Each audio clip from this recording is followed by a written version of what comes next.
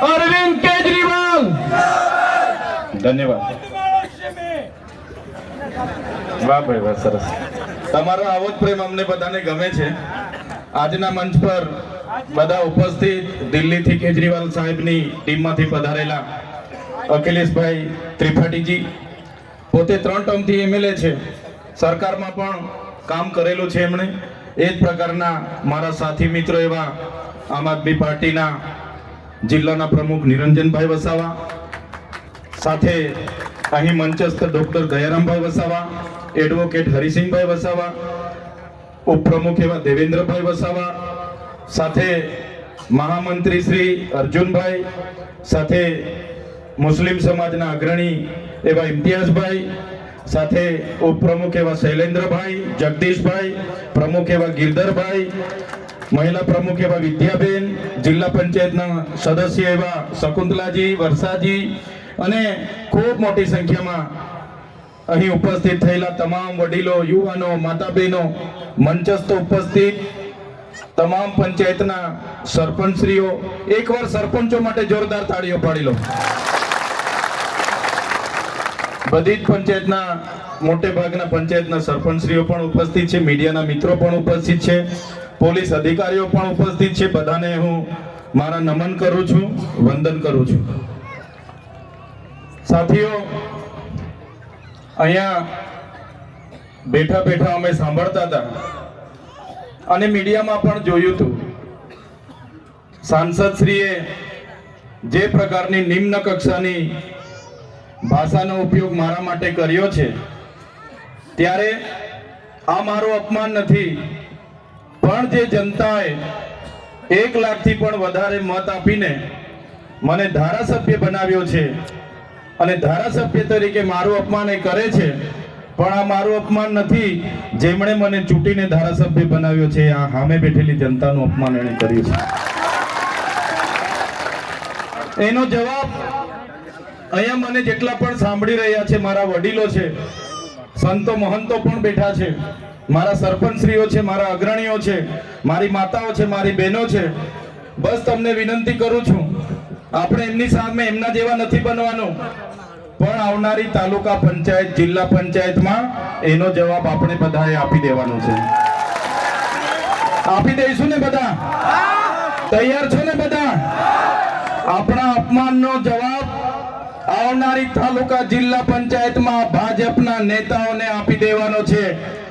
અને એ મારું ગમે તેટલું અપમાન કરતા હોય, મને ગમે તેટલું નીચું બતાવવાની વાત કરતા હોય, એલફેલ બોલતા હોય, મેં તો કુદરતને પ્રાર્થના કરું છું કે એમને સુખી રાખે, એમનું ભલું કરે। અમે તમને આવનારી ચૂંટણીઓમાં જવાબ આપી દઈશું।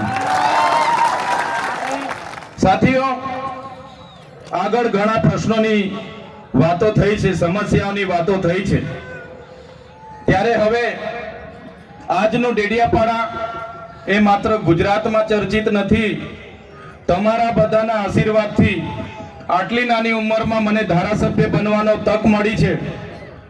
35-34 વર્ષની ઉંમરમાં તમે મને ધારાસભ્ય બનાવ્યો અને ધારાસભ્ય બનાવ્યા બાદ તમારા બધાના આશીર્વાદથી, તમારા સહકારથી માત્ર મેં ડેડિયાપાડા, સાગબારા કે ચિકતાના લોકો માટે નથી, પણ આખા ગુજરાતના લોકો માટે અવાજ ઉઠાવું છું। ત્યારે આજે ડેડિયાપાડા એ આખા ગુજરાત અને દેશમાં ડેડિયાપાડાને લોકો જાણી ગયા છે।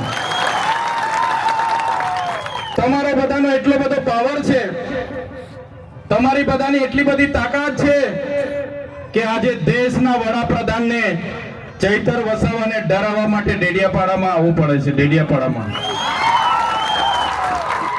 અને તમે જોજો, આવનારા દિવસોમાં અમારા 2-4 આગેવાનોએ કીધું કે કોંગ્રેસના પણ કોઈ દિગ્ગજ નેતા થોડા દિવસમાં ડેડિયાપાડા આવવાના છે, એવું જાણવા મળ્યું છે।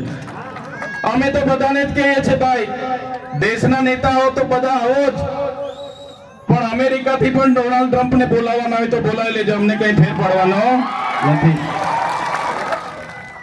અમે લોકોને જાગૃત કરીએ છીએ, લોકોને એક કરીએ છીએ, લોકો માટે હર હંમેશ બોલતા અમે દેખાઈએ છીએ, લોકો માટે લડતા અમે દેખાઈએ છીએ। એ ચાહે વિધાનસભા હોય, એ ચાહે સડક હોય, એ ચાહે મેદાન હોય, જ્યાં પણ હોય ત્યાં લોકોની વાત કરીએ, લોકો ભેગા થાય, લોકોનો સહકાર મળે, લોકો જાગૃત થાય એટલે આ ભાજપની સરકારને ગમતું નથી અને આ ભાજપની સરકાર આવા મનસુખભાઈ જેવા લોકોને ચડાવીને અમારી સામે ઉતારે છે. પણ આ મનસુખભાઈ હોય કે એમના ભાજપના નેતા હોય, એમને હું કહેવા માંગુ છું, અમારી લડાઈ તમારા જેવા મનસુખભાઈ સાથે નથી. અમારી લડાઈ તો સીધી નરેન્દ્રભાઈ મોદી સાથે છે. નરેન્દ્રભાઈ મોદી અહીંયા આવ્યા હતા, જે પ્રતિમાને ફૂલહાર કર્યું, એ પ્રતિમા જ્યારે આપણે મૂકતા હતા ત્યારે આજ ભાજપના, આજ મનસુખભાઈ, આજ આરએસએસ વાળાએ આપણને કીધું હતું કે આ ચૈતર વસાવા અર્બન નક્સલવાદી છે, અહીંયા નક્સલવાદ ફેલાવશે, બિરસા મુંડાને કેમ લાવ્યા છે, અને આપણો ખૂબ વિરોધ કર્યો તો પોલીસને ધાડે ને ધાડા અહીંયા ઉતારી દીધા હતા. યાદ છે ને બધાને? ધાડે ને ધાડા ડેડિયાપાડામાં ઉતાર્યા. આપણે લોકોને જાગૃત કર્યા અને લોકો જાગી ગયા ત્યારે આજે ભાજપ વાળા જય બિરસા મુંડા, જય આદિવાસી બોલતા થઈ ગયા છે. થઈ ગયા છે કે નથી થઈ ગયા? એ જ મૂર્તિની, એ જ પ્રતિમાની ફૂલહાર કરવા માટે દેશના વડાપ્રધાનને આવવું પડે. આ ભાજપ વાળાએ એક પણ પ્રતિમા આપણા વિસ્તારમાં મૂકી નથી ને એક પણ પ્રતિમામાં પોતાનો ફાળો આપ્યો નથી, એટલે આપણી પ્રતિમાને ત્યાં વડાપ્રધાનને ફૂલહારમાં લાવવું પડ્યું હતું. આ લોકો આપણી તમારી તાકાત છે, એકલા ચૈતર વસાવાની તાકાત નથી.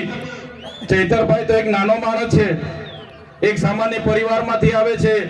ચૈતર વસાવા એકલો હોય તો આ લોકો મને ક્યારના ખોવી નાખે, પણ ચૈતરભાઈ સાથે અમારા સરપંચો છે, અમારા આગેવાનો છે, અમારી માતાઓ છે, અમારા વડીલો છે, એટલે ચૈતરભાઈ પર હિંમત છે. તમે છો તો મારી હિંમત છે, તમારો સહકાર છે, તમારા આશીર્વાદ છે તો મેં બોલું છું. બાકી હું એકલો પડું તો મારું પિક્ચર આ લોકો પૂરું કરી નાખે. કરી નાખે કે ના કરી નાખે? કરી નાખે આ લોકો. એક સામાન્ય બાબતમાં ગ્લાસ માર્યો, મહિલાનું અપમાન કર્યું, એમ કરીને મને જેલમાં ડાયરેક્ટ વડોદરા નાખી દીધો. તો ખબર છે ને બધાને? હવે ગ્લાસ જેવી ગ્લાસ અમે પકડ્યો પણ નથી, માર્યો પણ નથી ને એવી બાબતમાં 80 દિવસ જેલોમાં રહીને આવીએ અને આ મોદી સાહેબનો ખર્ચો પૂછ્યો તો કીધું કે 1.5 કરોડ માંગે છે, 75 લાખ માંગી ગયા. 5000 બી આપે ને મને તો આ લોકો મને જેલ હવાલે કરાવી દે કે ના કરાવી દે? બધા જ એમના છે, અધિકારીઓ એમના, કલેક્ટર એમના, એસપી એમના, કોન્ટ્રાક્ટરો એમના, તંત્ર એમનું. કોઈ મને 5000 બી કોઈના પર માંગુ ને તો મને જેલ હવાલી કરી દે. આ મનસુખ આ ભાજપ વાળા મને છોડે નહીં. છોડે મને 75 લાખ રૂપિયા આપે તો છોડે કે? એટલે ખર્ચો માંગ્યો. નરેન્દ્રભાઈ મોદીનો ખર્ચો આખા દેશમાં સૌથી પહેલા કોઈ માંગ્યો હોય તો તમારા દીકરા ચૈતરભાઈ માંગ્યો છે. ખલબલી રચી ગઈ એ લોકોમાં કે આ મોદીનો ખર્ચો કેમ માંગે છે. મેં કીધું મોદી આવ્યા, તમે દિવાળી કરી, તમે 3-3 હજારની થાળી ખાધી, તમે 2 કરોડનું ઝાંઝરું લાવ્યા, તમે 2 કરોડના સમોસા ખાધા, 2 કરોડના ચા પીધી, તમે બસ વાળાને 7 કરોડ ને 71 લાખ રૂપિયા આપ્યા, તમે ફૂલ ગુચ્છાના 1 કરોડ રૂપિયા ખર્ચો કર્યો. મેં કીધું પૈસા ક્યાંથી આવે બતાવો મને. સાંસદના ઘરેથી આવ્યા તો કે ના, મુખ્યમંત્રીના ઘરેથી આવ્યા તો કે ના, હરસંઘવીના ઘરેથી આવ્યા તો મેં કીધું ના. મેં કીધું પૈસા આવ્યા ક્યાંથી? એમણે કીધું આદિવાસી બજેટમાંથી અમે ખર્ચો પાડી દીધો છે. જે આપણા બાળકોની આંગણવાડી બનાવવા માટે પૈસા આવેલા, આપણા બાળકો આશ્રમ શાળામાં ભણે છે ને સારી દાળ ભાત શાક રોટલી મળે એના માટે પૈસા આવેલા, આપણા વિસ્તારમાં રોડ બને એના માટે પૈસા આવ્યા હતા, કુપોષણ દૂર થાય એના માટે પૈસા આવ્યા હતા, સ્કૂલ બને એના માટે પૈસા આવ્યા હતા, ઝૂંપડું બને એના માટે પૈસા આવ્યા હતા, મનરેગામાં રોજગારી મળે એના માટે પૈસા આવ્યા હતા. એવા 100 કરોડ ઉપર રૂપિયા લોકોએ ધુમાડો કરી નાખ્યો. આ મોદી તો આપણને 100 કરોડમાં પડ્યો, ડેડિયાપાડા આવીને ગયો. એમાં તો 100 કરોડ રૂપિયા આપી દેતા તો બી અમે મોદીના ગુણ ગાઈ લેતા. આ તો આપણી દિવાળી કરીને જતો રહ્યો. એટલે મેં કેમ છું, સાંસદના ઘરેથી તમે 200 કરોડ વાપરો, મનસુખભાઈના ઘરેથી 200 કરોડ વાપરતા તો મને વાંધો નતો, હરસંઘવીના ઘરેથી 500 કરોડ ખર્ચો કરતા મને વાંધો નતો, ભૂપેન્દ્ર પટેલના ઘરેથી 500 કરોડ ખર્ચો કરતા મને વાંધો નતો. પણ અમારા આદિવાસીના નિવાલાના કોડિયા તમે છીનવીને અહીંયા દિવાળીઓ કરો છો, એનો જવાબ આવનારા દિવસોમાં અમે તાલુકા જિલ્લા ચૂંટણીમાં આપી દઈશું. મનરેગાનું કૌભાંડ થયું ગયા વર્ષે, એટલે મને ખબર પડી. મેં ડેડિયાપાડાથી પ્રેસ કોન્ફરન્સ કર્યો એટલે મનસુખભાઈ તો મનરેગાના હીરા જોટવા અને નાગા અને ભલભલાને બોલાવીને મીટિંગો ચાલુ કરી દીધી. પ્રેસ કોન્ફરન્સ કરી કે આ ચૈતર વસાવો જૂઠું બોલે છે, ખોટું બોલે છે મીડિયામાં ચમકવા માટે. મેં પોલીસને કીધું ભાઈ આ પુરાવા છે, કાર્યવાહી કરો. ભરૂચના એસપી ને પણ કીધું, ના નર્મદાના પણ એસપી ને કીધું. મેં કીધું આમાં ભાજપના મંત્રીના પુત્ર મંત્રી અને આ હીરા જોટવા કોંગ્રેસનો ઉપપ્રમુખ ગુજરાતનું એને કૌભાંડ કર્યું છે, કાર્યવાહી કરો, બાકી હું ધરણા પર બેહું છું. ભરૂચમાં ધરણાનો ટાઈમ આપ્યો એના પહેલા એફઆઈઆર થઈ ગઈ. નર્મદામાં હવે ધરણાનો ટાઈમ આપ્યો તો મેં 400 કરોડનું અહીંયા પણ કરી નાખ્યું છે લોકો. પણ તે પહેલા ગ્લાસવાડીમાં મને લઈને નાહી ગયા. બાકી આ બંચુક બધા હમણાં જેલમાં હવા ખાતા હોય, બધાના નામો એમાં હતા. ધારીકેડા સુગર પર બેસી મીટિંગો કરી. એમના જિલ્લા પ્રમુખે એ સાંસદે ધારીકેડા સુગર પર બેઠીને મીઠાઈઓ વહેંચી અને એ કોન્ટ્રાક્ટરોને બચાવવાનું કામ કર્યું. અને એ મનરેગામાં કૌભાંડો ઉજાગર થયા ત્યારે આજે આપણા લોકોની રોજગારી છીનવાઈ ગઈ છે. આ ભાજપના નેતાઓ, આ કોંગ્રેસના નેતાઓના કૌભાંડને કારણે આજે સામે હોળી છે પણ આપણી પાસે ગામમાં રોજગારી નથી. ત્યારે આ મનરેગા કૌભાંડ આપણે બધા બોલતા હતા તો એનું નામ બદલી નાખ્યું કે ભાઈ જી રામજી. હવે મનરેગા તમારે નહીં કહેવાનું, હવે જી રામજી કહેવાનું. એટલે હવે ભગવાનનું નામ એટલે જી રામજી કૌભાંડ તો આપણાથી કહેવાય ના. રામ તો બધાના હૈયે વસે છે એવું આપણા સંતો કહે છે. પણ નામ બદલવાથી આ મનરેગાનું કૌભાંડ આપણે બધાએ ભૂલવાનું નથી. એ કૌભાંડના કારણે આપણી રોજગારી છીનવાઈ છે. એટલે આ મનરેગાના કૌભાંડમાં ગમે એટલા નામો બદલશે પણ એનો જવાબ આવનારી તાલુકા જિલ્લા પંચાયતની ચૂંટણીમાં આપણે બધાએ આપી દેવાનો છે. અહીંયાથી સામે દાપણ છે, આ બાજુ સામરપાડા છે, કાકરપાડા છે, આ બધી નવી વસાહતો છે. જે વખતે કરજણ ડેમ બનતો હતો આ સાંસદ ઠેલો લઈને ફરતા હતા, સાયકલ લઈને ફરતા હતા અને નેતાભાઈના હતા વસાહતો વાળાના. આજે વસાહતો વાળામાં તમે જોજો શું હાલત છે. ડાભણ વાળા મને મળવા આવ્યા હતા. એમણે મને કીધું સાહેબ ત્યાંથી અમે ઉઠીને આવ્યા, અમારી જમીન સરકારે બીજા પરથી લઈને અમને આપી હતી, અમારે નામે નથી થઈ. હવે પેલાના છોકરાઓ હવે અમારા પર કેસ કરે છે લેન્ડ ગ્રેબિંગનો. પોલીસ સ્ટેશને બોલાવે છે અમને. મેં પીઆઈ ને કીધું કે ભાઈ આ લોકો જે તે વખતે સરકારે નામે નથી કરી, એમને પોલીસ સ્ટેશને નહીં બોલાવો, એમને નામે કરી આપવાનું કામ કરો. તો પોલીસ પીઆઈ કીધું સાહેબ આ અમારું કામ નથી, રેવન્યુનું કામ છે. ત્યારે રેવન્યુ વિભાગને પૂછ્યું કેમ તમે અહીંયા નવી વસાહતના ગામોના જેટલા પણ ખેડૂતોને જમીન આપી છે નામે કેમ નથી કરતા? ત્યારે અધિકારીઓ કે એ તો સરકારનું કામ છે.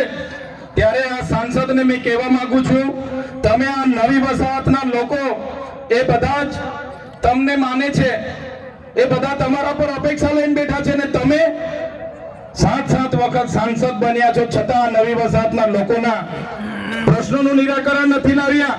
ત્યારે આ નવી વસાહતના અહીંયા ઉપસ્થિત જેટલા પણ લોકો છે તમે જજો, તમારા ગામના આગેવાનો બન્યા છે એમને પણ કહેજો આ મનસુખભાઈ તમારા પ્રશ્નોનું નિરાકરણ લાવવા જ નથી માંગતા, એ તો લટકતી તલવાર રાખવા માંગે છે. એટલે તમે ઉઠી બેઠા કે ત્યાં પહોંચી જાઓ, ઉઠી બેઠા ત્યાં પહોંચી જાઓ, એ કંઈ તમારું કરવાનું નથી.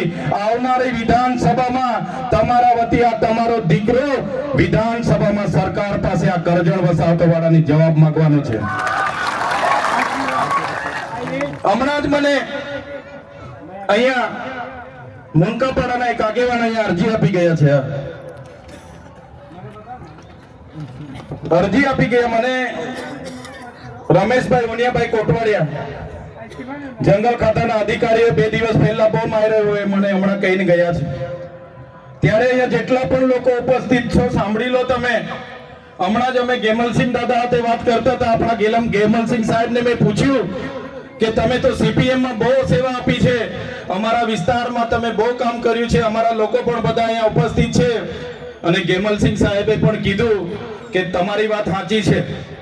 સાથીઓ વાંસ એ જંગલમાં વાંસ કોઈ કાપવા જાય એની ગણતરી ઘાસચારામાં થાય છે. વાંસ એની ગણતરી ઘાસચારામાં થાય છે ને વાંસ કાપવા જાય એને કોઈ અટકાવવા માટે એવો કોઈ કાનૂન નથી. અને આ મંચ પરથી જંગલ ખાતાવાળાને કેમ છું હિદાયતદાર રહેજો. આ ડેડિયાપાડામાં મારો પ્રવેશ બંધી છે એટલે હિદાયતદાર રહેજો. તમારું જંગલ ખાતું તો 1927 માં આવ્યું હતું. તમારું જંગલ ખાતું 1927 માં આવ્યું હતું. આ અમારા આદિવાસી સમાજ, અમારા આદિ અનાદિકાળથી અમારા બાપ દાદાઓ પૂર્વજોએ આ જંગલ સાચવેલા છે. હિદાયત રહે. બાકી જંગલ ખાતા વાળા જો આવી નાટકો કરશે, જે દિવસે અમે ઉતરીશું, જે દિવસે ડેડિયાપાડાની રેન્જોમાં અમે જઈશું અમારો રેલો લઈને, એ દિવસે આ જંગલ ખાતા બંગલ ખાતા વાળા અહીંયા નજરે નથી પડવાના, એ બી કહી દઉં છું તમને. એટલે કોઈ પણ લોકો વાંસ લઈને આવો ને કોઈ પણ બીટગાર્ડ ફોરેસ્ટર અને આરએફઓ તમને એની વર્દીનો ખોફ બતાવતો હોય ને, તો મારું નામ લેજો અને મારી સાથે વાત કરાવજો. એનો બધો ખોફ અમે એનો બધો ધુમાડો ઉતારી કાઢીશું. એટલે કોઈ ડરવાની જરૂર નથી. અને અહીંયા ઘણા પોલીસ અધિકારીઓ પણ ઉપસ્થિત છે. જે વખતે ખોટો કેસ થયો ત્યારે મને ધક્કે ચડાવીને રવાડે ચડાવીને ગાડીઓમાં ભરીને લઈ ગયેલા છે. બરાબર છે. જે નાના અધિકારીઓ છે એ આપણા જ લોકો છે. પોલીસ અને કોન્સ્ટેબલ આપણા પીઆઈ છે, પીએસઆઈ છે. ભાઈ તમે ઉપલા નેતાઓના ભરોસે આવી નાટકો ના કરો. ભાઈ તમે તમારા એસપી આઈજી ના ઈશારે આ પ્રકારનું કૃત્ય ના કરો. બાકી અમે અમારા ઘરમાં પાલિયાન ભાલાન તીરકામઠા કઈ અમે શો માટે નથી મૂક્યા. જે દિવસે લઈને નીકળ્યું છું ને, પેલા અંબાજી વાળાએ કર્યું હતું એ પ્રકારની પાટલીવાડી અહીંયા ડેડિયાપાડામાં પણ કરી આપીશું તમને. પાટલીવાડી ખબર છે ને? આખું જ ગામ તોડી પાડવા માટે ગયેલા જંગલ ખાતા વાળા પોલીસ વાળા. ગામ વાળાએ બે હાથ જોડીને 3 કલાક વિનંતી કરી, ભાઈ અમારા ઘર ની તોડો, અમારા કુવાની પૂરો, અમારી તુવેરો ની તોડો, અમારી આ ખેતીની ભાંગી નાખો, આખું ખેડી ના નાખો, ખાડા ના ખુદો. તો પણ પેલા જંગલ ખાતા વાળા પોલીસ વાળા નહીં માન્યા હતા. 300-350 પોલીસ વાળા હતા, જંગલ ખાતા વાળા હતા. આદિવાસી પછી પોતાની ઓળખ બતાવી. 47 જેટલા જણ હતા એમના બધાના માથા ફોડી નાખ્યા હતા. જોયું તું ને? એટલે આવનારા દિવસોમાં જો આ પોલીસ વાળા હરકા નહીં રહ્યા, જંગલ ખાતા વાળા હરકા નહીં રહે, તો આ મંચ પરથી કેમ છું, જે પાટલીવાડી થયેલી છે ને ડેડિયાપાડામાં પણ અમે કરીશું. કોઈના બાપથી ડરતા નથી. એટલા માટે કે આ કોરિડોરના નામે આપણા લોકોની જમીનો છીનવવાના પ્રયાસો થાય છે. કોરિડોરના નામે આજે પંચાયતોએ ના પાડી, અસહમતિ આપી કે ભાઈ અમને કોઈ રોડ બોર્ડ જોઈતો નથી, અમને કોઈ મોટો હાઈવે જોઈતો નથી. પછી પણ આ કલેક્ટરો ને એ લોકોએ 5 વખત ગામ સભા બોલાવેલી છે. ત્યારે જે પણ સરપંચોએ અસહમતિનો ઠરાવ આપ્યો છે એવા તમામ સરપંચોને આ ચૈતર વસાવાના સલામ છે. કોઈ પણ આ વિસ્તારમાં આ પ્રોજેક્ટોને જમીનો આપવાની નથી અને કામ નહીં મળશે. સરકારનું કામ છે જમીનો આપો, એવી ભાષા કોઈ વાપરતું હોય તો સરપંચોને પણ આ મંચ પરથી કહેવા માંગુ છું, આ તમારો ધારાસભ્ય બેઠો છે, એવા ટીડીઓ હશે કે એવા ડીડીઓ હશે, આવનારા દિવસોમાં બધાને પણ અમે હિડા કરી નાખવાના છે. એકવાર તાલુકા જિલ્લા પંચાયત અમારા લોકો માટે મહેનત કરી લો. તમે એકવાર તાલુકા જિલ્લામાં અહીંયા બેઠેલા આપણા આગેવાનોને ઉભા રાખીને જીતાડી દો. ચૈતર વસાવા આજે એકલો છે એટલે આ લોકો ગાંઠતા નથી. આ લોકોને બહુ ધુમાડો છે. એટલે તમે તાલુકા જિલ્લા પંચાયતના આપણા સભ્યને જીતાડીને મોકલી દો. આવનારા દિવસોમાં જે ક્રાંતિ થશે એ આપણી ધરતી પરથી આખા ગુજરાતમાં જવાની છે.